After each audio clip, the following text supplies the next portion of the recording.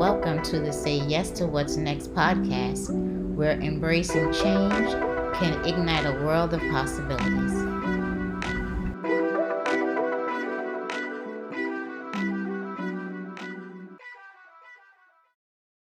Hey now, welcome back to the podcast.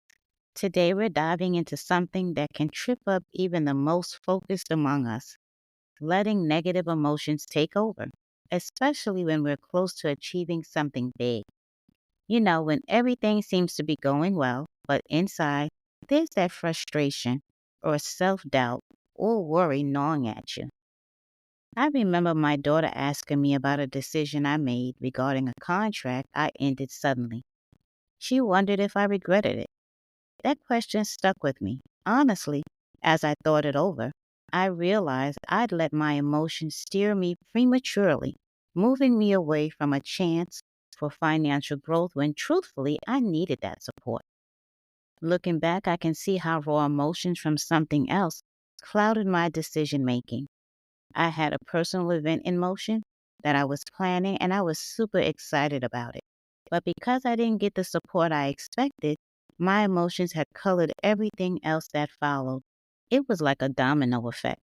That one moment had hurt, and without even realizing it, I let those feelings bleed into other parts of my life, affecting family events I attended and other relationships. And here's the thing, when we don't deal with our emotions, they don't just go away. They can sabotage the very successes we're working toward, making us act on impulse or shutting down things that really matter. And so I ended up making a permanent decision on removing myself from an opportunity based on a temporary feeling. I now know I need to trust myself enough to pause when I'm feeling this way and trust God who knows the whole picture. And no, I totally messed this opportunity up. All I can do now is be hopeful that I'm granted another opportunity to try again. So let's talk about it. Switching from negative to positive emotions when you're on the brink of success is not easy. But the good news is our mindset is something we can work on daily, shaping it into a more supportive companion. When we experience frustration, self doubt, or worry, they're usually signals. They tell us there's something at stake, something we care about, something we want to succeed in. By recognizing this, we can start to use these feelings as cues to shift our energy and focus in ways that keep us moving forward rather than getting in our own way. One of the first steps to turning around a negative emotion is acceptance. So when we stop resisting how we feel, we actually give ourselves room to process it. Think of it as giving yourself permission to feel frustrated or anxious for a moment. By acknowledging it, you make it less of an enemy and more of a stepping stone. Once you've acknowledged the emotion, try reframing it.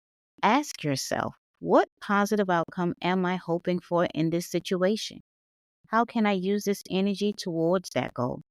Sometimes it's simply about reminding yourself that the very presence of these feelings means you're in the game, stretching yourself, and reaching towards something meaningful. Another strategy is to take a moment for gratitude or focus on a small win, something you've accomplished recently. It's like giving your brain a gentle reminder that you're capable and making progress. When we intentionally shift our focus from what's worrying us to what we've achieved, it can help reframe our mindset, putting us in a more positive, proactive headspace. Finally, building a supportive routine for managing these shifts, like journaling, mindfulness, or even a quick walk, can be transformative. It becomes a toolkit you can rely on when you need it most, helping you turn a moment of doubt into an opportunity to strengthen your resilience. Remember, every time you make that shift, you're practicing a powerful skill that helps you keep aligned with success, helping you stay focused on what matters and allowing you to bring your best self forward. So, hey, thanks so much for sticking around today. I hope this episode sparks some ideas on shifting your mindset. It's amazing how powerful it can be, even in those tough moments. Before we wrap up, I've got a few quick questions for you to think about. These aren't about getting it right. They're just here to help you look a little deeper and get to know your own patterns. So, first, can you remember a recent time when a negative feeling took over and changed the way you acted? What happened because of it? Next, when frustration or doubt comes up, what do you usually do? Could there be another way to use that energy? And here's a nice one to end on. What's one small win you could celebrate right now? Sometimes we forget just how far we've already come. Finally, think about what you could add to your routine. Something small, like a few minutes to journal or even a quick walk, that would help you deal with those tougher emotions when they show up. Every time you make the effort to shift your mindset, you're building a habit that keeps you aligned with your goals for what's next. Remember, this isn't about perfecting it, it's just about making little steps forward. So keep moving forward with purpose and positivity. Till the next time, thanks for joining me today. Stay tuned, and I'll catch you in the next episode of Say Yes to What's Next.